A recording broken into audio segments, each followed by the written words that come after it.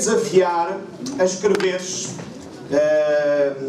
quais são os teus objetivos para este ano. Que alvos é que tu tens traçados na tua vida, na tua mente, que gostarias de alcançar? Estamos ainda no mês de janeiro e nós tivemos no primeiro culto de janeiro, eu dei a quem esteve, quem não esteve, eu posso ainda oferecer, porque eu ainda tenho alguns, um pequeno vaso de alabastro, lembram-se? Em que nós colocámos aqui qual era o nosso tesouro, sendo que o nosso tesouro é o nosso alvo a prosseguir, aquilo que queremos alcançar, que Deus tem colocado no nosso coração. Eu tenho este meu alvo, este meu vaso de alabastro em cima da minha secretária, para eu me lembrar todos os dias qual é o propósito que eu tenho ao longo deste ano. Se não estiveste cá nesse culto, tenho ainda alguns pequenos frascos que nós podemos oferecer para vocês levarem e poderem escrever os vossos alvos. Eu queria agora, mesmo não tendo o teu precioso frasco para te recordar, escreve quais são os teus alvos para este ano, os teus objetivos para este ano. Que alvos é que tu tens? Que objetivos é que tu tens para este ano 2019? Aqueles que não estão a escrever é porque estão a memorizar. Aqueles que não estão a memorizar é porque estão a outra frequência. Ainda não aterraram. Escreve no teu telemóvel. Eu preciso de escrever. Já começo a... Antigamente eu não tinha nada escrito. Era tudo de memória, era tudo... Hoje tenho necessidade de começar a escrever mais coisas. Chama-se velhice. Além dos alvos para este ano, eu gostaria que agora tu fizesse o seguinte: se ainda não escreveste os alvos deste ano, por favor, fica com insónia esta noite, porque é preciso tu escreveres os alvos para este ano. Alguns acham, não, eu não preciso escrever alvos nenhum, eu vou vivendo a vida, basta cada dia o seu mal, é bíblico, não é? E acabamos por argumentar para não ter objetivos, andamos aqui a passear na vida sem saber muito bem a razão da nossa existência. Mas eu gostaria, se viesse aqui hoje, que saísses daqui com um propósito para a tua existência. Mais do que simplesmente viveres, ou mais do que simplesmente existires, pusesses usufruir da vida que Deus tem para ti. Então, tens os alvos deste ano. Eu gostaria que tu traçasses uma linha daqui a 5 anos. Quais são os teus alvos para daqui a 5 anos? Okay? Estou-te a dificultar o caminho. Alvos para daqui a 5 anos. Alguns dizem, pastor, hoje é domingo de manhã, não é para pensar nestas coisas. É assim que normalmente quando as pessoas vêm ao grupo familiar que eu faço parte, coitados, sofrem, porque a gente fala sempre de coisas fundamentais, existência, propósito, significado, alvos da vida. Obviamente isto é demais, não é? O domingo de manhã é para a gente estar relaxados, tranquilos, a pensar nestas coisas tão profundas da vida. Alvos para 5 anos. Está bem? O que é que Deus tem colocado na tua vida? Que daqui a 5 anos tu dizes, é isto que eu quero alcançar. Ou melhor, é isto que Deus quer alcançar em mim. Espero eu.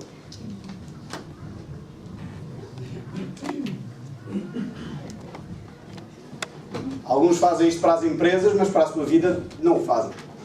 Alguns traçam objetivos económicos para as empresas, mas depois para a sua vida pessoal era bom que fosse ao Deus dará. Porque se fosse ao Deus dará, significa que estava nas mãos de Deus e estávamos no bom caminho. Mas esta expressão ao Deus dará muitas vezes é significado de que eu não planeei absolutamente nada e não estou minimamente em sintonia para perceber o que é que vai acontecer na minha vida.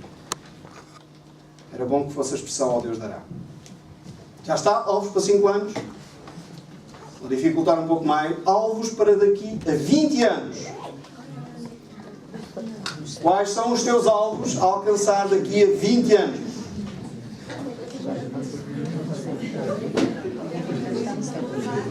Okay? Alguns já estão a pensar ter assim uma cama em madeira a 1,5 metro debaixo da profundidade da terra. Ok? Alvos daqui a 20 anos.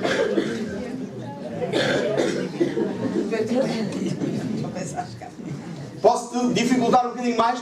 Alvos daqui a 50 anos. Alguns têm como alvo estar vivo. Isso é bom. Se calhar alguns precisam dizer, bem, tenho que começar a mudar a minha alimentação, porque se eu quero estar vivo daqui a 50 anos, se calhar os chouriços que eu como ali e as cervejolas que de vez em quando entorno, se calhar não são mais... Se calhar tenho que começar a ir ao ginásio lá do Tiago para começar a bater aqui umas... O Tiago ficava contente, não é? Precisamos, se calhar, de mudar algumas coisas na nossa vida só para pensar que vamos existir daqui a 50 anos. Estava a falar com a Paula Silva e ela estava-me a relatar um episódio da vida dela e eu pedi-lhe autorização para partilhar isto convosco, porque achei tão extraordinário. Ela conheceu o Oscar Niemeyer, o grande arquiteto, um dos maiores arquitetos do mundo, e ela conheceu pessoalmente quando esteve no Brasil e teve a assistir a um projeto que o Niemeyer estava a apresentar nos seus 100 anos. Por isso é que eu pus alvos para 50 anos, porque eu tenho 50, daqui a 50 anos talvez eu esteja a apresentar projetos juntamente com o Niemeyer, já morreu, não é? Mas com a idade do Niemeyer. 100 anos, e ele estava a apresentar um projeto de arquitetura que ele estava a fazer, e estava-me a relatar à Paula que aos 100 anos de idade ele parou a apresentação do projeto e disse: ainda tenho tantos sonhos. Quais são os teus alvos para daqui a 50 anos? Eu estou-te a trazer esta reflexão dos alvos da tua vida, porque eu creio que a ideia que nós temos de um Deus soberano é equivocada pela perspectiva que tu tens da vida. Deus tem alvos, e Deus tem um alvo grandiosíssimo para a nossa existência. A minha pergunta é como os teus alvos daqui a um ano, no final de 2019, os teus alvos daqui a 5 anos, os teus alvos daqui a 20 anos, os teus alvos daqui a 50 anos, como é que eles estão a contribuir para o alvo de Deus? Porque Deus tem um alvo. Qual é o alvo de Deus? Espero que o Nathaniel não tenha estragado a introdução da pregação, porque eu estava na dúvida se ele estava a projetar ou não, já não projetes ainda. Qual é o alvo de Deus? Quando pensas em Deus, que objetivo maior Deus tem? Qual é o objetivo que Deus quer realizar no final? O meu filho corrigiu-me quando eu disse esta expressão. Hoje de manhã estava a conversar com ele sobre o PowerPoint, como é que íamos fazer a aplicação para nos ajudar a refletir sobre isto. Eu disse: pai, a eternidade não tem final, não podes usar esta expressão. É bom ter teólogos connosco. Ele tem razão. Mas qual é o objetivo maior que Deus tem no final de todas as coisas? O que é que deve de acontecer? Irmãos, estamos a 27 dias da nossa adoração. Eu espero que a esta altura tu já tenhas um vislumbre de qual é o alvo de Deus. Qual é o propósito de Deus para que todas as coisas aconteçam. Alguém sabe? Alguém? A minha esposa sabe que ela dorme comigo, não é? Qual é? Alguém que não dorme comigo, que saiba estas coisas? Se existir para o louvor da glória de Deus. A minha pergunta é: como é que os teus alvos para este ano, para daqui a 5 anos, daqui a 20 anos, daqui a 50 anos, estão a contribuir para que o alvo de Deus aconteça? O louvor da sua glória. Alguém pode abrir em Filipenses? Vamos juntos ler esse texto, porque ele é estrutural nesta reflexão do Deus soberano. Filipenses capítulo 2, e hoje já lemos Filipenses capítulo 2, verso 9, 10 e 11. E aqui é um dos textos, poderia citar centenas de outros textos, sobre qual é o propósito de Deus para a existência do ser humano.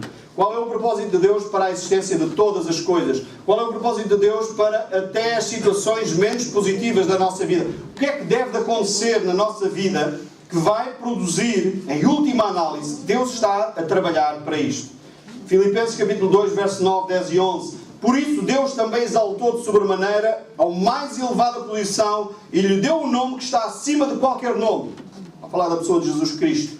Para que ao nome de Jesus se dobre todo o joelho dos que estão no céu, na terra e debaixo da terra. Com base neste texto, alguém disse um dia: no inferno não vai haver ateus. Eu, quando ouvi aquilo pela primeira vez, fiquei: não, pois, aqueles que não creem em Deus vão para o inferno, não é? E ele dizia: não.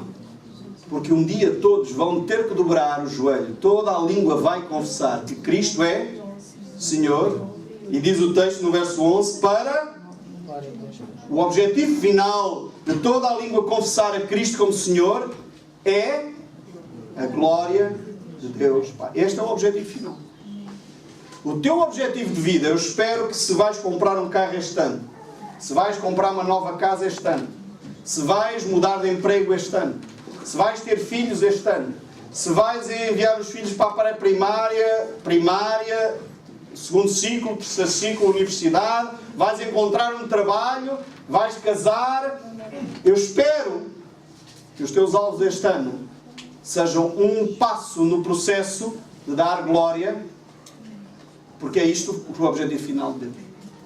O objetivo último da existência do ser humano é para que lá no fim todo o joelho se dobre, toda a língua confesse que Cristo é Senhor, para a glória de Deus Pai. Quanto mais cedo eu perceber isto, mais fácil a minha vida se torna. E eu gostaria de trazer esta manhã a reflexão de algumas coisas para nós entendermos quem é este Deus soberano. Deus soberano, Ele está a trabalhar intencionalmente, perfeitamente, sem qualquer falha, para que no final, o que é que vai acontecer?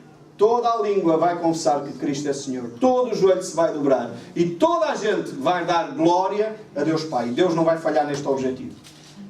Às vezes tu e eu traçamos objetivos e lá no meio do percurso nós falhamos. Não concretizamos, não alcançamos. Nós, por exemplo, como igreja, tínhamos em 2001 definido o objetivo que até o ano 2010 gostaríamos de ter plantado 10 novas igrejas. E quem nos acompanha sabe que, pela graça de Deus, plantámos 2. Diríamos que falhámos o alvo. Num contexto de um país como o nosso, plantar 2 igrejas é extraordinário. Para aqueles que nos seguem em países onde plantar 10 igrejas não seria nada fantástico, não é? Mas ainda assim falhámos o alvo. O nosso alvo não era plantar 2 igrejas. O nosso alvo era plantar 10 igrejas. E obviamente as 2 que estamos a plantar ainda estão longe de estar concluído o processo. Agora, eu e tu falhamos os alvos. Eu e tu erramos muitas vezes. Agora, Deus não vai errar, Deus não vai falhar. O Deus soberano vai realizar o seu projeto, o seu alvo maior, de que é todas as coisas que Ele criou vão servir para a honra e a glória do seu nome. Quando eu percebo esta realidade, então o meu coração se tranquiliza, porque até as minhas falhas, os meus acertos e desacertos, vão contribuir para que no fim a glória de Deus seja estabelecida. E eu creio que se tu fores como eu, vais ter dúvidas em acreditar nisto. Eu tenho algumas dúvidas que algumas situações contribuam para a glória de Deus. Eu, quando olho para determinadas coisas, para determinados pecados da vida de alguém, para determinadas vidas que não avançam como poderiam avançar, para determinadas circunstâncias que ocorrem à nossa existência, determinadas coisas que nos afetam, desempregos, catástrofes, acidentes, e eu pergunto, como é que isto vai contribuir para a glória de Deus? Como é que isto vai contribuir para eu estar mais próximo de Deus? E às vezes, como eu não percebo o Deus soberano, o Deus que está no controle de todas as coisas e o Deus que está a realizar o seu projeto, Deus não está a dormir, caso pensasses que está. Deus não está distraído. Estava a brincar com o Mauro ainda agora ali na entrada, não é? E pá, Deus esqueceu-se de nós hoje de manhã, não é? O Alfredo ia presidir, estava um bocadinho atrasado, está de piquete, está de serviço hoje, já teve que sair para ir trabalhar novamente, e estava a dizer, oi, Deus hoje esqueceu-se. Deus não se esquece de nós, nunca. Nunca nada passa ao lado de Deus. Deus está sempre atento, até quando são situações dramáticas da nossa vida que nos ocorrem. Estava a falar com uma pessoa ainda ontem, ela estava a dizer, tivemos um incidente lá em casa, arrebentou a máquina de lavar, aquilo estragou o chão todo, ficámos o chão todo estragado, tivemos de fazer obras em casa, porque aquela água inundou tudo, e foi uma desgraça. Até que, 3 meses depois, obviamente fiz logo na altura a participação ao seguro, 3 meses depois o seguro respondeu, e o dinheiro que o seguro trouxe foi uma bênção, porque veio ajudar-nos numa situação ainda mais complicada que nós não estávamos à espera. Como é que tu encaras os acidentes na tua vida? Como é que tu encaras até o pecado de outros que vêm à tua vida, acontecem na tua vida? Percebes que há uma perspectiva maior? Eu quis te ajudar a pensar nos objetivos a 5, 20 anos, 50 anos, porque eu creio que a maior parte de nós não pensa assim. Eu não creio que a maior parte de nós tenha objetivos para daqui a 5 anos. Talvez nas empresas, aqueles que estão na empresa, mas não é objetivos pessoais. Muitos de nós temos objetivos de empresa, mas não temos objetivos para a nossa própria vida. Às vezes temos ideias vagas, que não são objetivos, é uma outra coisa. Uma ideia vaga, um desejo, não é um objetivo. Alguém entende o que eu estou a dizer? Porque eu às vezes tenho sonhos, tenho gostos, tenho vontades, mas isso não são objetivos. E eu quis te ajudar a pensar nessa distância, porque às vezes nós pensamos que a existência se resume à minha vida, à minha circunstância, às minhas desgraças. Eu quero te desafiar hoje a pensar que a existência se resume ao plano de Deus, que é um plano maior, um plano soberano, um plano que vai concluir-se quando a glória do Senhor for manifesta sobre toda a língua, sobre toda a raça, sobre todo o povo, e todo o povo vai confessar Cristo como Senhor. Há um projeto maior do que o teu e do que o meu. E eu provavelmente sou uma peça pequena neste puzzle da eternidade que Deus está a construir. Estava a falar com o meu filho e estava a dizer, eu quando pensei nesta ideia do Deus soberano e nestes desafios que eu estava a lançar, não tivemos tempo, porque aquilo ia exigir muito tempo para construir esta ideia, mas a ideia que eu queria vos deixar, para que eles tenham uma mente mais criativa, capaz de pensar mais de uma forma abstrata, era pensar na tua vida, nos teus alvos, como pequenos pontos na tua história, numa linha de continuidade, ias lançando pequenos pontos, daqui a 5 anos, daqui a 20 anos, e pontos que às vezes estão para cima, outras vezes estão para baixo, às vezes estão para trás, outras vezes estão para a frente, porque a gente não acerta sempre. E eu estava a sugerir ao meu filho, e se a gente focasse estes pontos e depois fizéssemos assim um zoom para fora e começássemos a ver o plano maior de Deus, que é uma linha contínua que vai conduzir à glória de Deus. E os teus acertos e desacertos numa linha maior são simplesmente um ponto no meio deste projeto de Deus. E deixam de ter a perspectiva tão preocupante que às vezes tu tens sobre a vida. Porque é só um ponto numa linha maior que conduz inevitavelmente à glória de Deus. As desgraças do mundo, os ditadores, os corruptos, sem eles perceberem, vão contribuir para a glória de Deus. Eu não estou a sugerir que Deus está a aprovar o que está a acontecer. Não. A Bíblia diz que nós, como cristãos, devemos buscar o seu reino e a sua justiça. Nós, cristãos, devemos trazer a justiça a esta terra, para que ela seja feita na terra como ela já está a ser feita nos céus. Eu não estou a sugerir que o pecado é a invenção de Deus. Não foi isso que eu disse. Eu estou-te a sugerir que mesmo os teus desacertos Deus vai utilizar para a sua glória. Às vezes até o teu pecado Deus vai utilizar para a sua glória. Porque a sua glória é mais importante do que os teus alvos pessoais. Crês nisto? Alguns vão dizer, ainda bem que eu vim só hoje à igreja e nunca mais cá meto os pés. Isto aqui é uma igreja esquisita. Nos fazem pensar coisas terríveis. Pensar daqui a 15 anos, 20 anos da minha vida, quem me dera hoje estar já feliz. Irmão, eu quero te desafiar a pensar que este Deus soberano tem um plano soberano para a tua vida, que Ele vai realizar, porque Ele não é como tu, como eu, que Ele falha. Deus não falha. E é isso que nós temos vindo a avaliar ao longo destes 27 dias já. Quem é este Deus maravilhoso, que tem propósitos e planos que Ele vai concretizar na tua existência? Eu quero trazer à tua reflexão 2 exemplos das Escrituras, porque eles são paradigmáticos para este entendimento. Um deles encontro, e talvez para mim o maior exemplo, e por isso eu o escolhi. Não é que não haja outros, há outros certamente que para outras pessoas serão maiores, mais interessantes. Eu achei este fantástico porque é vivido por alguém que não conhecia Deus e que de alguma forma precisou de chegar a esse momento de entender que Deus é soberano sobre a sua vida.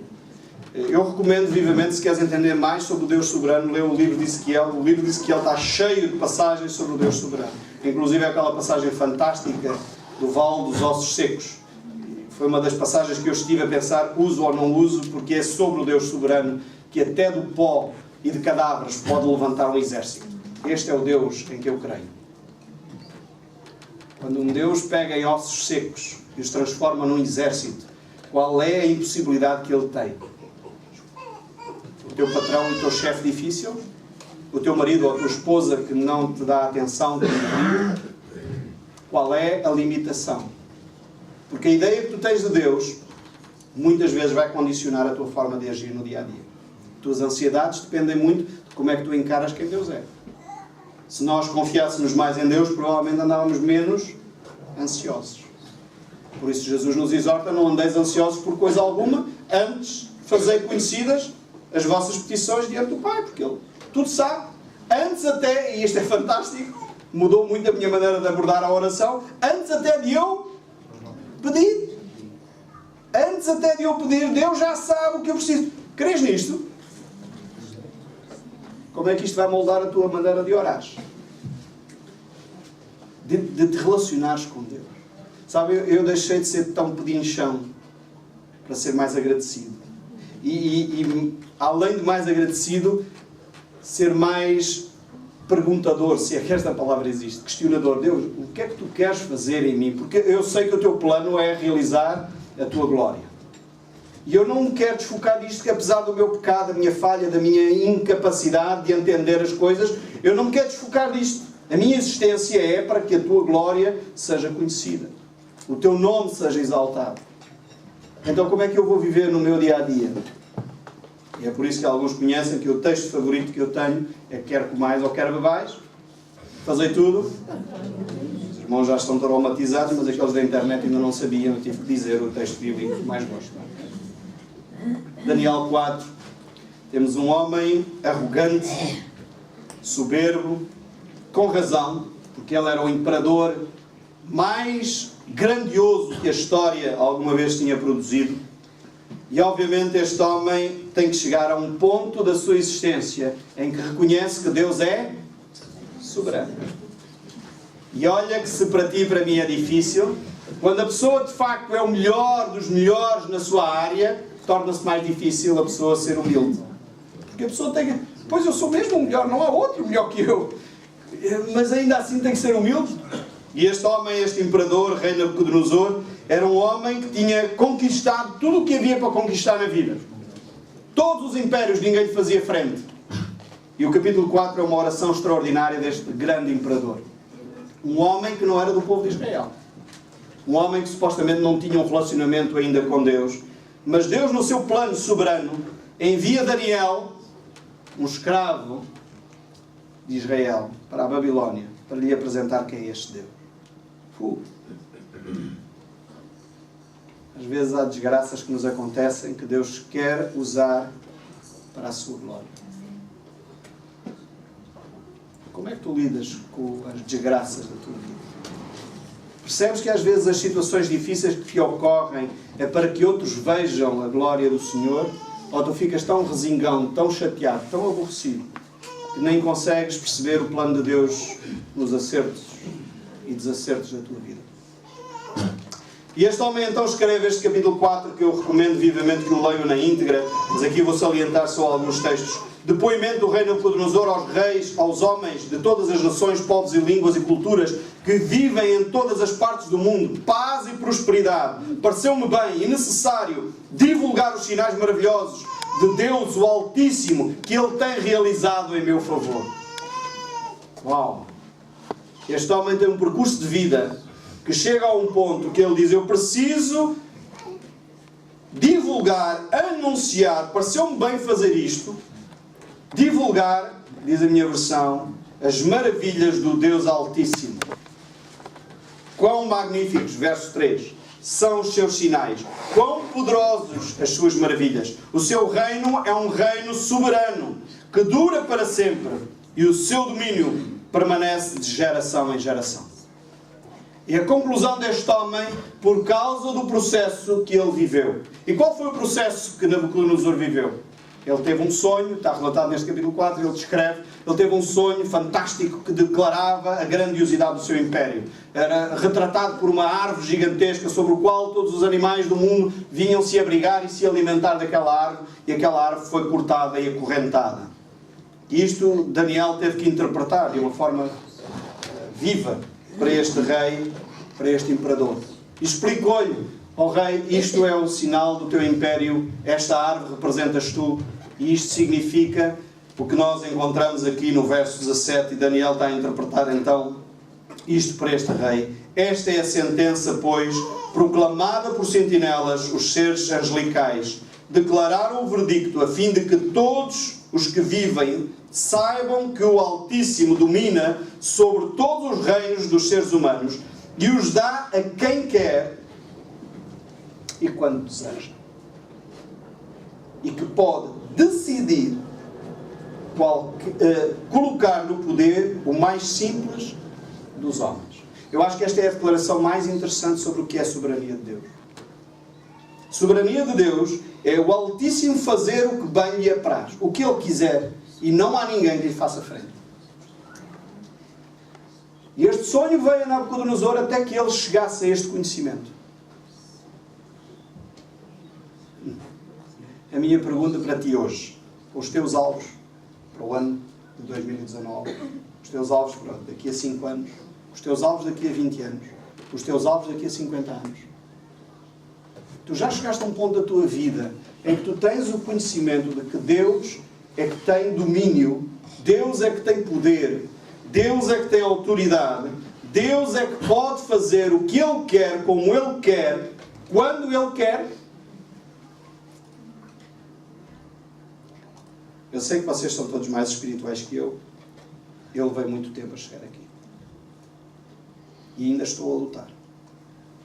Eu tenho algumas dificuldades em aceitar que Deus faz tudo como Ele quer e eu simplesmente me tenho que sujeitar ao que Ele quer. Eu sei, isto para mim é difícil, eu sei que para ti não é. Para mim é difícil. Entender o Deus soberano sobre tudo, sobre todos, e que até as coisas más que me ocorrem fazem parte de um plano que eu não entendo. E que até as coisas más que ocorrem e até o pecado que outros cometem contra mim, Deus pode utilizar e reverter aquilo em bem. Eu tenho alguma dificuldade em aceitar isto. Tenho que confessar o meu pecado publicamente e perdoem-me por isto. Tenho lutado com Deus nos últimos 2 anos com este texto. Porque eu tenho sonhos. Eu tenho alvos. Tenho desejos. Tenho objetivos.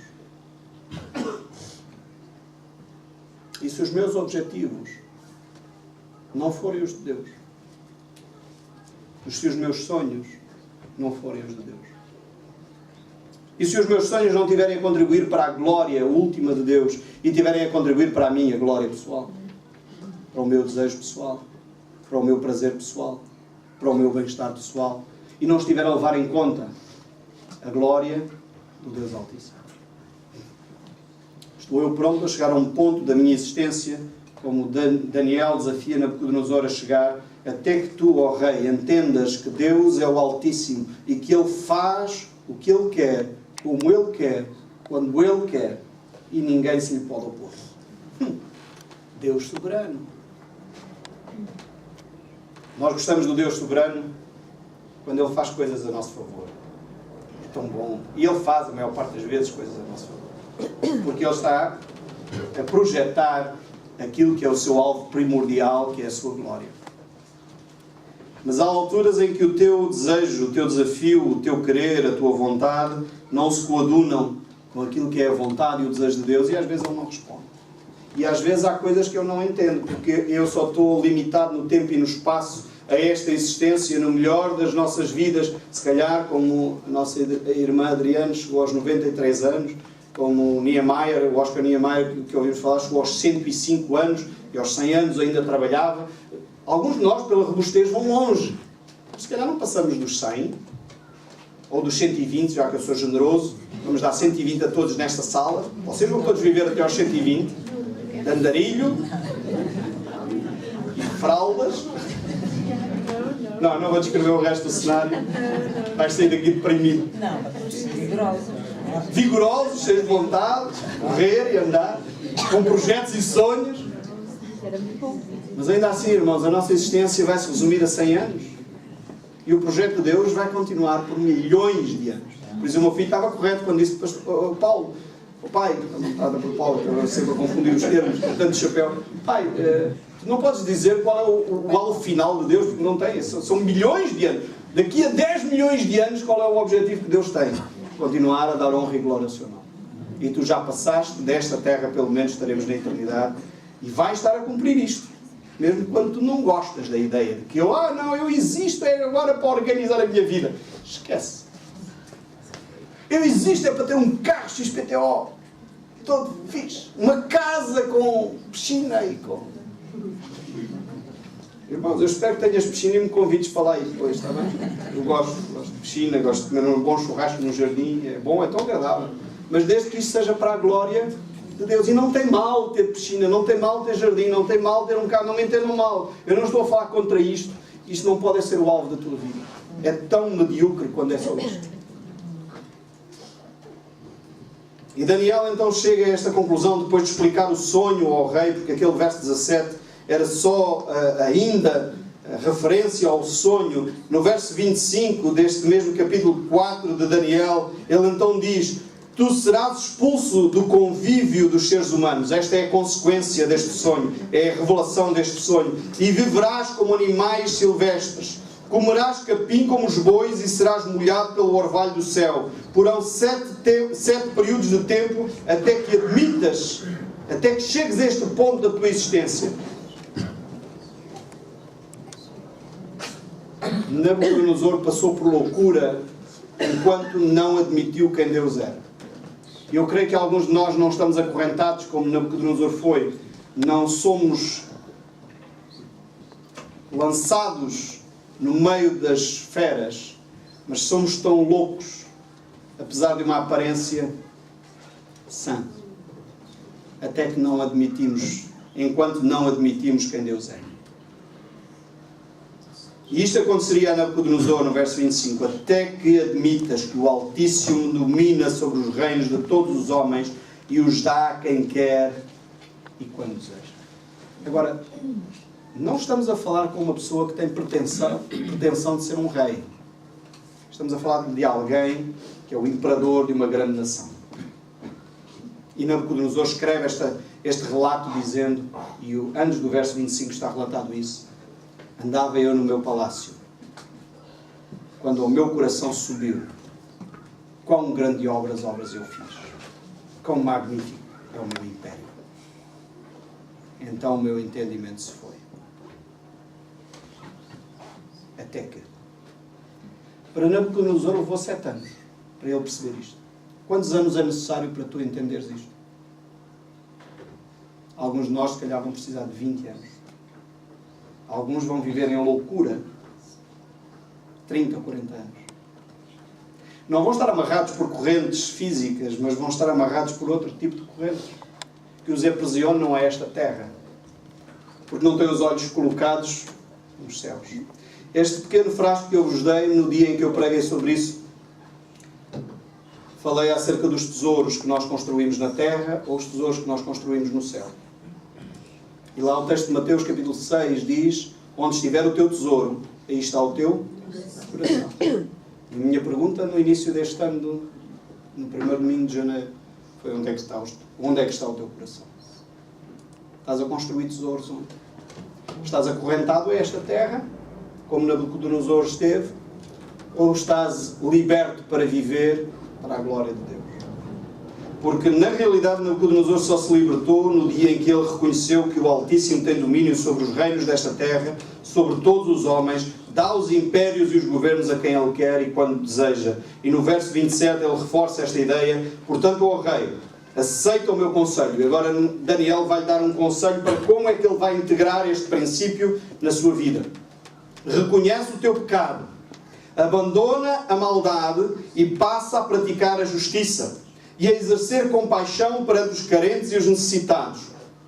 Talvez assim, de facto, continues a viver em paz e tranquilidade. Este foi o conselho de Daniel para dizer ao rei, para que não aconteça que tu vais ficar uma besta, é o texto bíblico que o diz, não sou eu, para que não fiques um animal que só pensas na grandiosidade de quem tu és e não percebes a perspectiva mais abrangente, maior, que é a glória do Deus Altíssimo. Para que isto não te aconteça, toma algumas atitudes.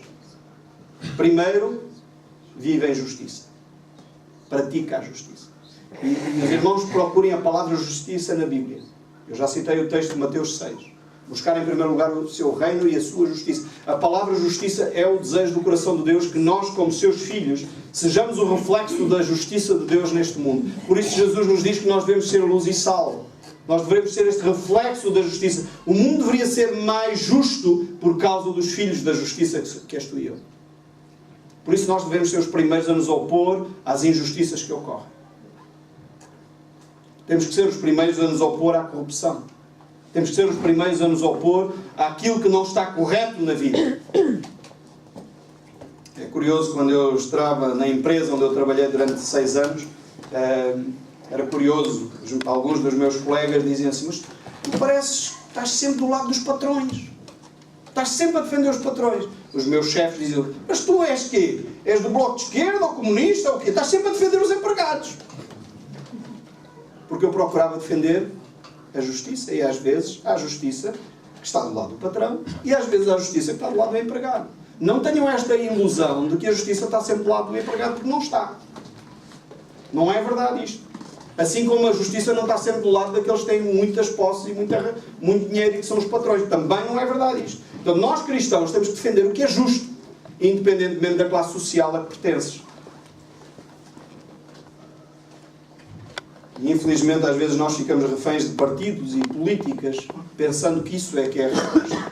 Nós cristãos deveríamos estar livres o suficiente para defender aquilo que é justo, independentemente do partido e da política que se segue. Porque este é o desafio que Deus nos chama. O Rei dos Reis, o Senhor dos Senhores, nos convoca a um valor e a um princípio maior, que é o princípio da justiça, e não só o princípio de um partido ou de uma filiação partidária. Por isso eu creio profundamente, e nós pastores acreditamos nisso de uma forma profunda, que as igrejas devem ser independentes dos poderes político-partidários. A igreja não se deve ligar a nenhum partido político, porque a igreja tem que procurar a justiça e não a política partidária. Agora, todos nós devemos ser políticos, sim, porque um cidadão é um ser político e temos que fazer política, porque isso é trazer de alguma forma a justiça para o nosso meio.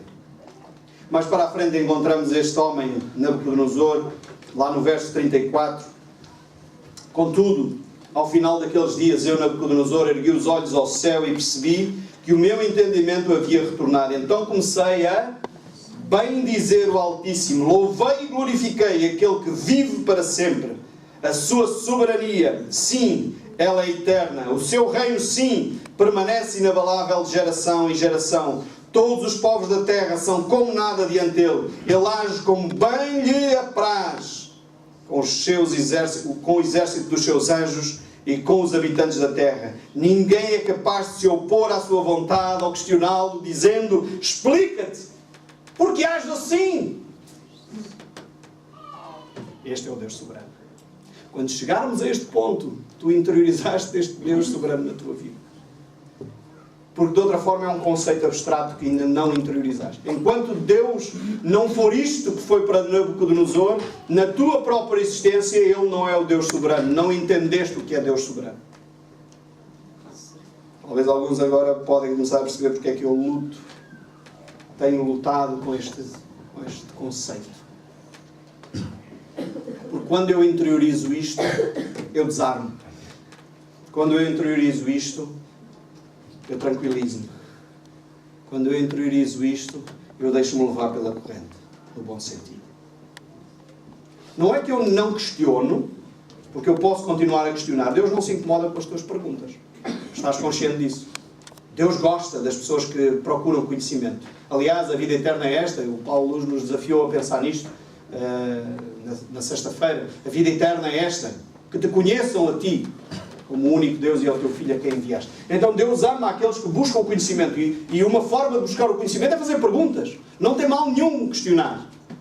Deus o que não gosta é de ignorantes arrogantes. Isso é o que Deus não gosta. Gente que não sabe e fica arrogante no seu não saber. Então eu espero que tu sejas alguém que questiona para aprofundar o teu conhecimento. E chegues à conclusão do texto que nos dá esta ideia de que Deus é o Deus soberano sobre toda a terra. Ninguém se pode opor à sua vontade e até sequer ninguém pode questioná-lo no sentido: explica-te lá, porque é que fazes assim ou fazes assado. Se é no sentido de saber, Deus não se importa. Se é no sentido de te opores arrogantemente ao que Ele está a fazer, Deus vai fazer a sua vontade na mesma. As tuas perguntas não passam de um grão de pó em cima de uma balança. Não pesa absolutamente nada. Verso 36. Naquele momento voltou-me o bom juízo. Eu recuperei a honra, a majestade, a glória do meu reino. Os meus conselheiros e os meus nobres me procuraram. O meu trono me foi restaurado. E a minha grandeza veio a ser ainda maior que em tempos passados. Agora eu, Nabucodonosor. Louvo e exalto e glorifico o Rei dos céus, porque tudo o que ele fez é certo e todos os seus caminhos são justos e verdadeiros. Ele tem poder, agarra para a cadeira, ele tem poder para humilhar aqueles que vivem. Pedro diz isto de outra forma. Deus dá graça aos humildes e Ele resiste aos. Nós sabemos isto. Como avalias a humildade no teu coração ou a arrogância no teu coração? Porque a arrogância muitas vezes é esta ideia que Deus tem que se explicar comigo. Deus tem que nos explicar muito bem porque é que me aconteceu este acidente esta semana. Deus tem que se explicar muito bem porque é que eu estou doente e nunca mais me cura. Eu tenho algumas doenças congénitas, já pedi a Deus que me curasse N vezes e Deus não cura. E agora, Deus explica-te lá porquê.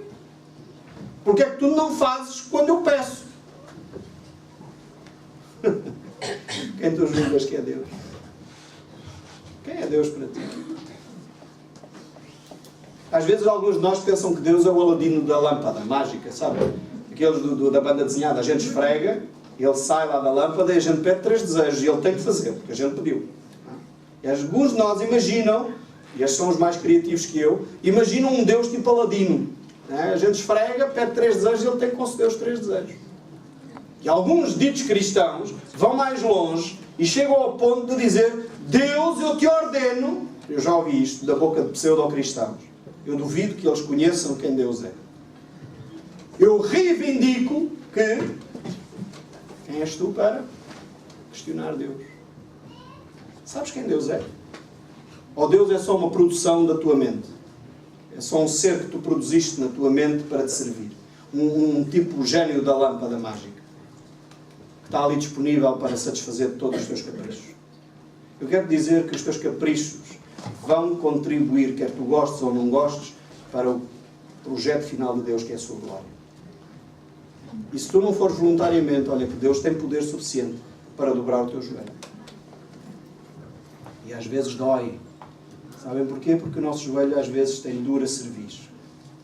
Nós não gostamos de ser humildes. Nós estamos tão cheios de nós que às vezes não gostamos de ser quebrados. Deus não tem o objetivo de te quebrar simplesmente pelo belo prazer de te quebrar. Agora, se tu te tornas arrogante, Ele tem poder. Estamos a falar do grande imperador, não estamos a falar de um gestor de uma empresa, de um professor de uma turma, de um chefe de um departamento, de um pai de família.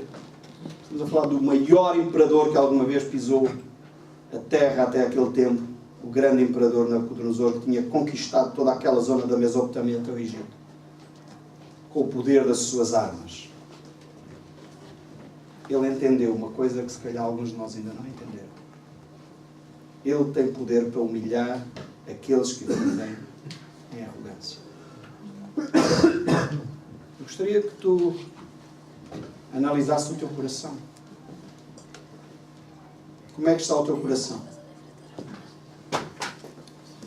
Porque Ele tem poder para isto. E Ele vai fazer isto. Quer tu gostes ou não gostes. Como é que tu ages para com este Deus que é soberano? Eu gostaria de desafiar a olhares para a tua existência, para os teus projetos, para aqueles alvos que tu construíste ainda há pouco. Quais são os teus objetivos para este ano? Quais são os teus objetivos daqui a 5 anos? Onde é que tu queres estar daqui a 5 anos? Onde é que tu queres estar daqui a 20 anos? Onde é que tu queres estar daqui a 50 anos? E à luz disto que ouviste, como é que a glória do Deus eterno se ajusta, ou melhor, como é que tu ajustas os teus alvos à glória do Deus eterno? O que é que Deus quer? Porque quando eu compreendo quem Deus é, os meus alvos pessoais têm que ser conformados com aquilo que Deus quer. Senão eu não percebi.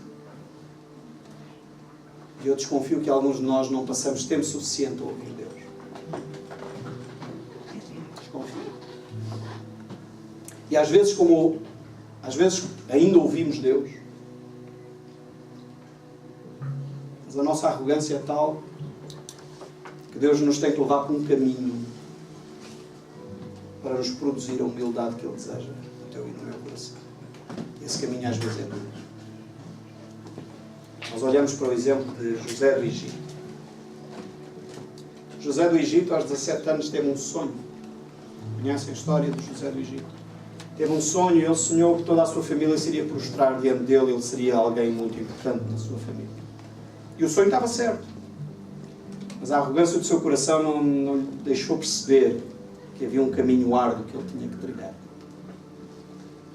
E o caminho árduo que José teve que trilhar levou-o a ser vendido pelos irmãos, como escravo para o Egito. Levou a que outra mulher mentisse a seu respeito.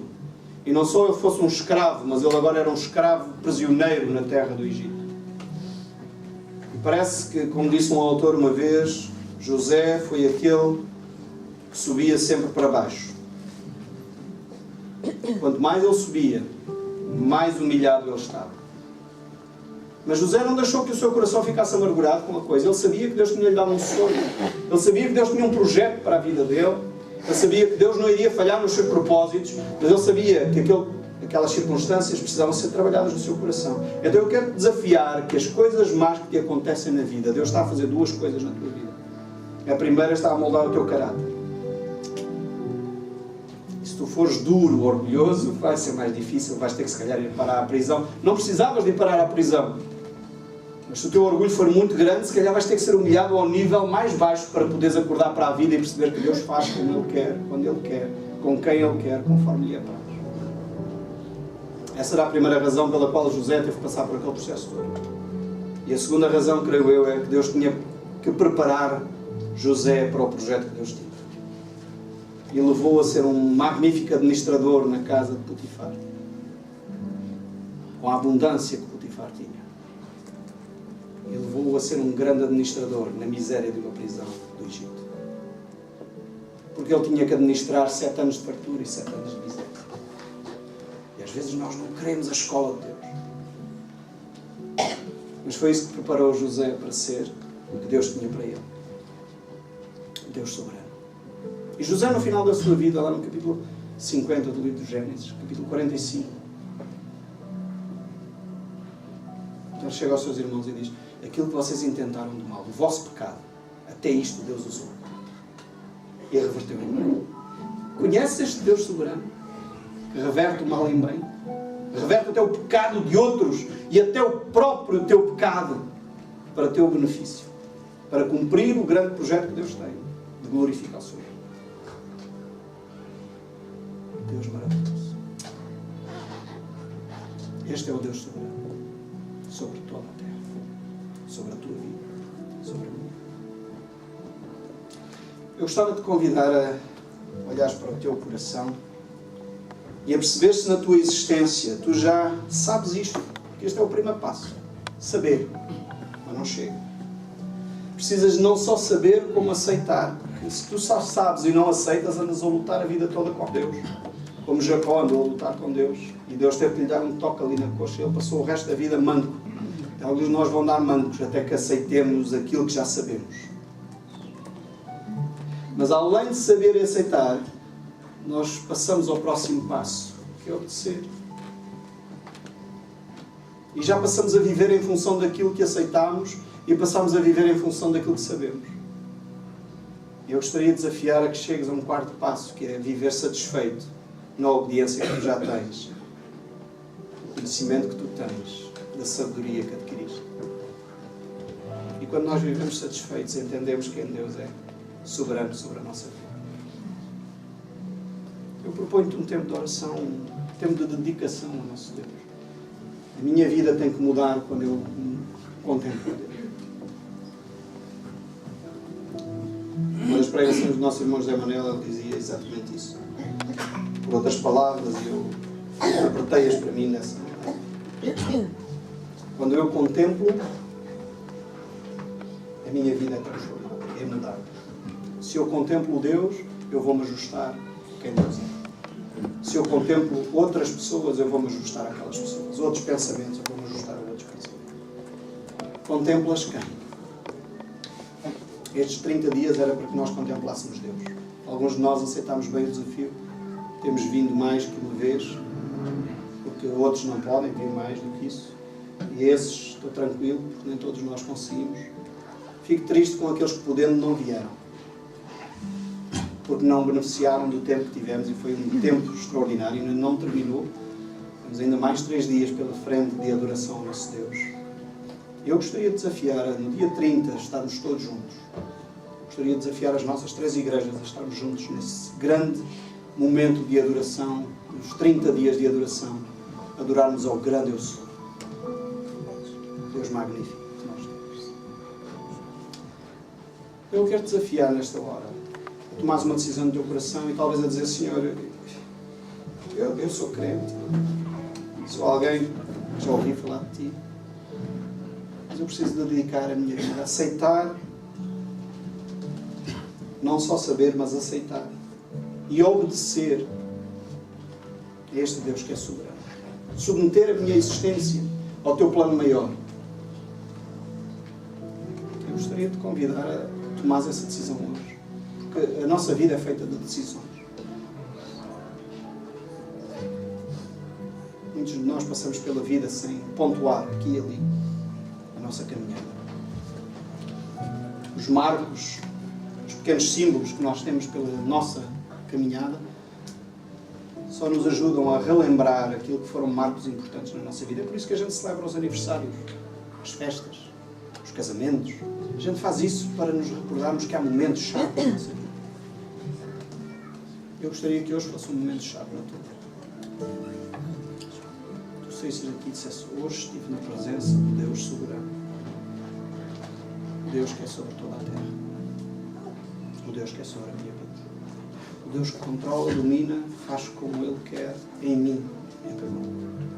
Porque Ele está a fazer na história. Ele está a fazer.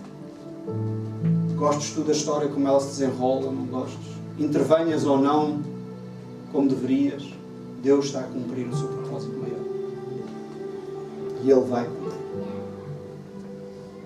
Toda a terra se vai encher da sua glória, como as águas cobrem o mar.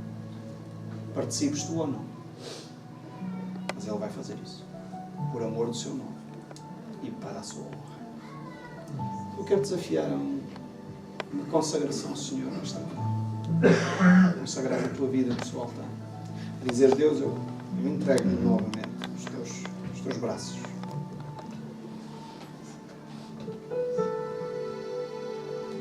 Faz essa oração.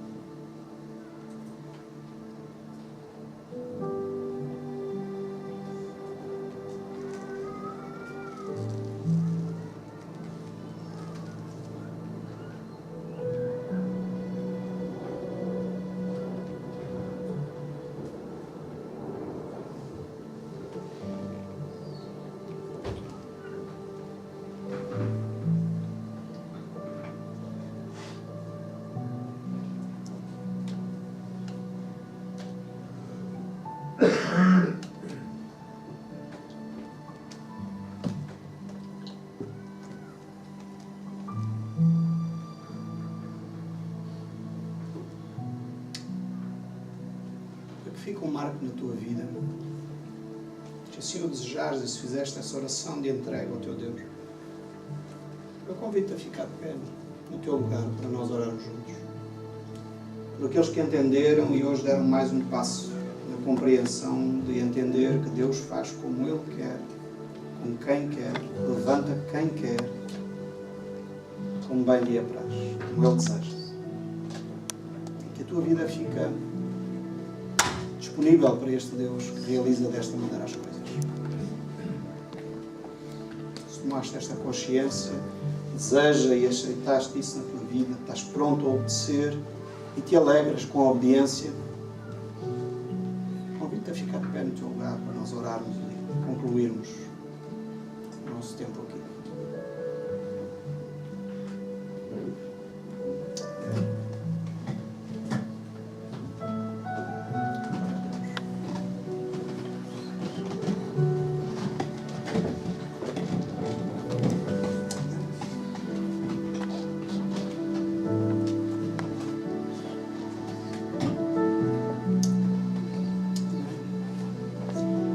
Deus, Tu és soberano sobre a nossa vida, sobre a nossa existência. Eu dou-Te honra e glória, Senhor.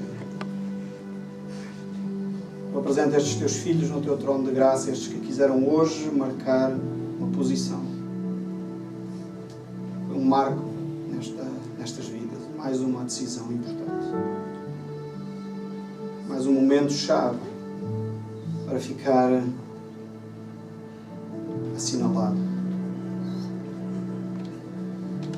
Eu louvo o Teu nome, Senhor, e sei que Tu vais cumprir o propósito que iniciaste nestas vidas, Tu vais cumprir e realizar até o dia de Cristo. Isso é promessa Tua, Tu não falhas. E até as más circunstâncias, o pecado de outros, Tu podes usar, como fizeste com José no Egito. Por isso eu louvo o Teu nome. E que a vida destes Teus filhos, destes meus irmãos, ganhe um novo rumo, um novo significado a partir de hoje. A sua maneira de encarar as suas fraquezas, a sua maneira de encarar os seus acertos,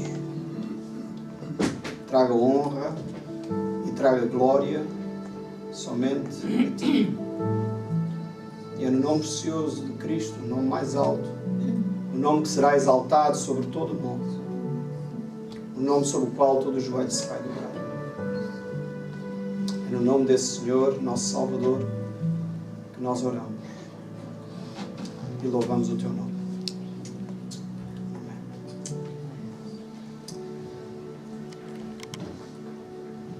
Sentar. Eu não sei se o grupo musical ainda nos pode ajudar.